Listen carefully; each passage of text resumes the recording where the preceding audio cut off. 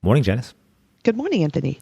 Today we're going to sort of answer, or not answer, but address people who are saying, help, I don't have a Bitcoin executor for my will. So generally, choosing an executor is very difficult, but it's even more difficult if you feel like you don't have many options. And that's especially the case if you own non-traditional assets, which can be a comic book collection, a small business, but in our current topic, Bitcoin. We've previously discussed folks who are having trouble choosing an executor, so we'll throw a link into that. But this is that topic, but specific to Bitcoin. So there's a couple of reasons why you might feel like, I don't have anyone who's a good choice to be my executor. It could be because your friends and family just don't know much about Bitcoin in general. It could be because you want to avoid burdening anybody, any friend or loved one, with stress or drama after your passing. Yeah. So there's just kind of many reasons why Bitcoiners feel like they don't have anyone who fits the bill. And we'll just kind of go over that and talk about some solutions. Okay, so first, let's say you don't think you have anybody because your friends and families they don't understand Bitcoin. That's normal. They probably think you're crazy, like, this guy's in a cult, whatever. And this is really common. This is, really common. So what does that mean? That means that you're afraid that upon your passing, your friends and family will just lose it because they don't understand custody or OPSEC or, just basically security protocols. And, all the sats you spent all this time, stacking and accumulating is just going to disappear, or theoretically be contributed pro rata to everybody else, because if you lose yours, it makes everyone else's more valuable. Anyway. Right. You also worry that they're just going to dump it and immediately turn it into cash or dollars because they fell because they believe, all the anti-hype that it's bad for the environment, that it's a Ponzi scheme, whatever negative version of Bitcoin they've heard about, they believe it, so they don't convert to dollars. And maybe you want them to keep Bitcoin, And then lastly, you have some family members who are just literally clueless. They're like, "Bit what?" Like they don't even know what you're talking about.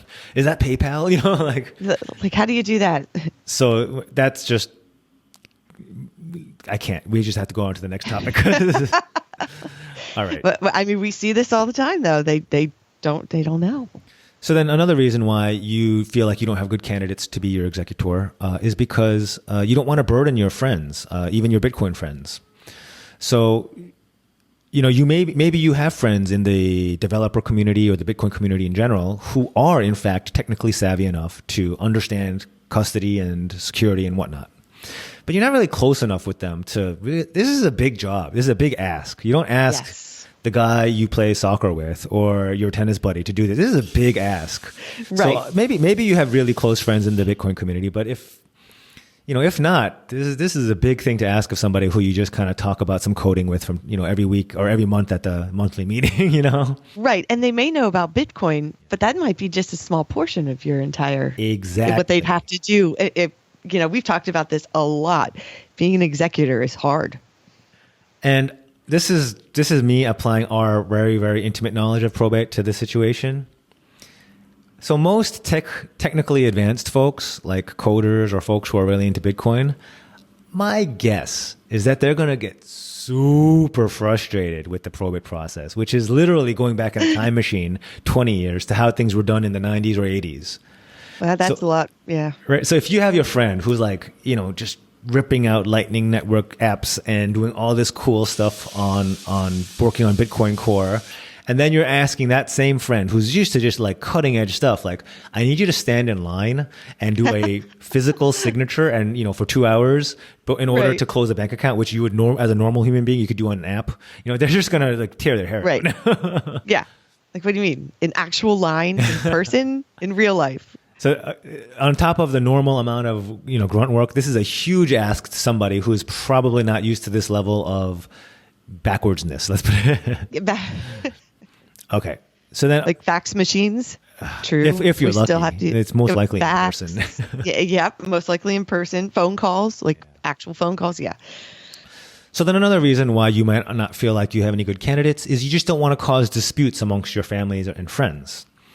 So even if you do have one friend or family member who gets it and who knows how to handle Bitcoin, the rest of your heirs or friends or family who don't get it, they're going to have a million questions. Right. And their ignorance or lack of knowledge in this area, when compared to the executor knowing everything about Bitcoin, that's going to breed suspicion. I mean, this is just a human nature situation. Even if there is no Bitcoin, when one person is the executor and the rest aren't, they get suspicious. Yeah, absolutely. We've seen this all. How come she has all the information, you know? Why does she know? Why does she know? And wouldn't that get frustrating to the executor that everyone's always asking them questions like, well, how does this work? What is Bitcoin? What are you doing? What, you know, they're going to constantly give a Bitcoin 101 to every person they're talking to. Yeah. And just, you know, how do I know you didn't, you know, take one coin and put it in your pocket? Like, that's not how it works. But anyway, it doesn't matter. So yeah, it can be easier to have a completely independent executive. So this is a particularly dramatic or, you know, risk if everyone knows each other. You know, it can sow seeds of resentment, ruin friendships, tear families apart. But if it's an independent bank or attorney or somebody like myself, it's like, okay, everyone can just be mad at me. That's fine. I'm used to that. Yeah. everyone can equally dislike me. That's fine. Yes. Whatever. Yes. They'll love me at the end. So whatever. Yeah, exactly. Okay. So then lastly, you know, why do some Bitcoiners feel like they don't have a good executor option? Is because they can't find a suitable service. We're used to, and especially in America and Western countries, you know, you can outsource anything, right? You can find somebody to walk your dog. You can do anything.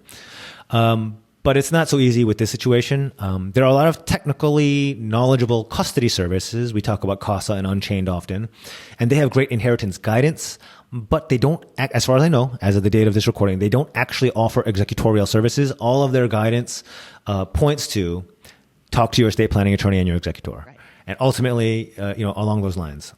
So you could also find somebody like myself. We're here. You know, this is why I'm making these recordings. I'm happy to do this. Or you can look for a bank. Banks have very high liquid asset requirements. And most Bitcoiners who are self-custodied, I'm going to guess they don't trust the banks. So I don't think they would love going that route anyway. Right. Yep.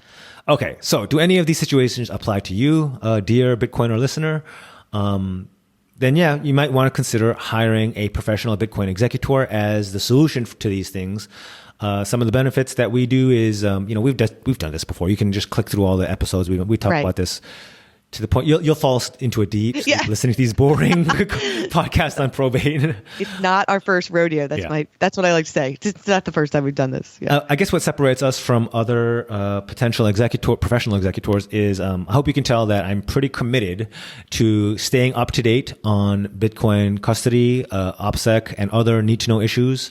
So that, you know, I can't, you know, obviously, I don't think anybody can be 100% up to speed on everything, but there's at least a strong effort to understand what's going on and minimize the risks of catastrophic loss. Yes. And yeah, just in general, an independent executor can be great to avoid family drama.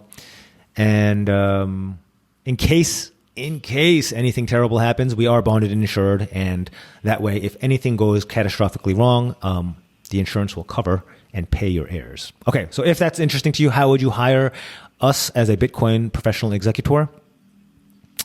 The first step is to name us in your planning documents, whether it's a will or a trust.